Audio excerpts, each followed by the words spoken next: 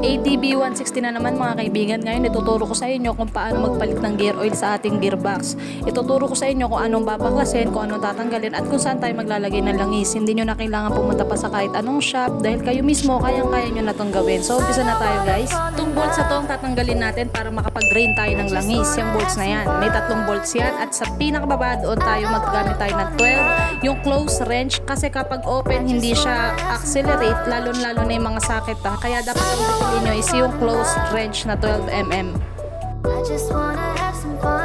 So once na nabuksan nyo na, antayin nyo lang at tatanggalin nyo yung bolts na yan. Yung bolts na yan is mas mahaba yan kaysa sa tatanggalin nating pangalawang bolts kung saan tayo maglalagay ng gear oil.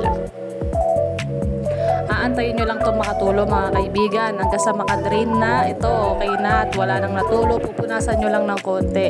At sa part na to, naikabit ko na nga pala yung bolts. At dito tatanggalin na natin yung isa pang bolts, ayan kung nakikita nyo, gamit ang 12mm close wrench. Dahil dyan tayo magsasagin ng langis na gear oil. Nabili natin sa halagang 65 pesos. So ito talaga ang gamit ko na gear oil simula pa nun. Gumagamit din ako ng Petron pero anything naman na maganda basta mapalitan nyo lang ang inyong gear oil. So ang tinakbo nga pala ng aking motor bago ko ito papalitan dahil bago pa lang itong unit nasa 2,000 km pa lang. Kaya dito pa lang ako nakapagpalit ng aking gear oil.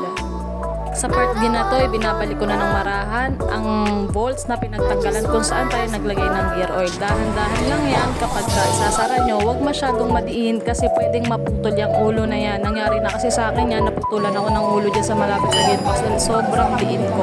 Kaya alalay lang kayo dahil malambot lang yung alloy. Mabilis siyang mabungi at madurog. So ayun guys, tapos na. Ganun lang din kadali magpalit ng gear oil.